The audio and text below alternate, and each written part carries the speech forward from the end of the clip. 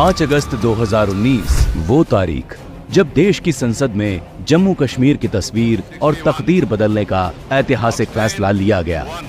और भाजपा ने जम्मू कश्मीर को धारा 370 की बेड़ियों से मुक्त करवाकर अपना दशकों पुराना वादा निभाया। इस एक फैसले से जम्मू कश्मीर भारत के साथ अखंडता के सूत्र में बंध गया। कश्मीर को धारा 370 से आजाद कराने की शुरुआत हुई 1950 से, जब डॉक्टर श्यामा प्रसाद मुखर्जी ने सबसे पहले अनुच्छेद 370 के विरोध में आवाज बुलंद की थी और जम्मू कश्मीर के लोगों के सामने संकल्प लिया था कि या तो मैं आपको भारतीय संविधान प्राप्त कराऊंगा या फिर इस उद्देश्य की पूर्ति के लिए अपना जीवन बलिदान कर दूंगा। लेकिन नेहरू शेख अब्दुल्ला की दोस्ती में इतने अंधे हो चुके थे कि उन्होंने अनुच्छेद 370 के मसले पर सरदार पटेल की सलाह को भी ये कहकर मानने से इनकार कर दिया कि कश्मीर के मुद्दे पर गोपाल स्वामी अयंगर के अलावा किसी और के हस्तक्षेप की आवश्यकता नहीं है। इसके बाद सरदार पटेल ने नेहरू के आर्टिकल 370 के फैसले पर कहा था कि जवाहरलाल एक दिन रोएंगे।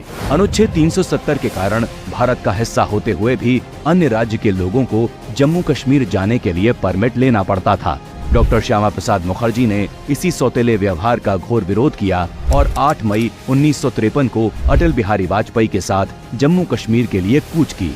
बिना परमिट के जम्मू कश्मीर की सीमा में प्रवेश करने पर बौखलाए कश्मीर के तत्कालीन सीएम शेख अब्दुल्ला ने डॉक्टर श्यामा प्रसाद मुखर्जी को गिरफ्तार करवा लिया। 40 दिनों तक डॉक्टर श्यामा प्रसाद मुखर्जी जम्मू की जेल में बंद रहे, जहां उनके साथ कैदियों से भी बुरा बर्ताव हुआ और 23 जून 1953 को रहस्यमयी परिस्थितियों में उनकी मृत्यु हो गई। डॉक्टर श्यामा प्रसाद मुखर्जी की मां योगमाया ने अपने बेटे के निधन को हत्या बताते हुए नेहरू से जांच की मांग की, लेकिन नेहरू ने उनकी मां के पत्र पर ध्यान तक नहीं दिया। भारत की अखंडता के लिए डॉक्टर श्यामा प्रसाद मुखर्जी ने अपना सर्वस्व न्यौछावर कर दिया, लेकिन मोदी सरकार ने डॉक्टर मुखर्जी के दिए नारे नहीं चलेगा एक देश में 2 विधान 2 प्रधान और 2 निशान को पूरा किया और जम्मू कश्मीर को आर्टिकल 370 से मुक्त कराया। 2019 में कमल द्वारा किए गए कमाल से आज हर कश्मीरी का सालों पुराना सपना पूरा हो रहा है और जम्मू कश्मीर विकास की नई गाथा लिख रहा है।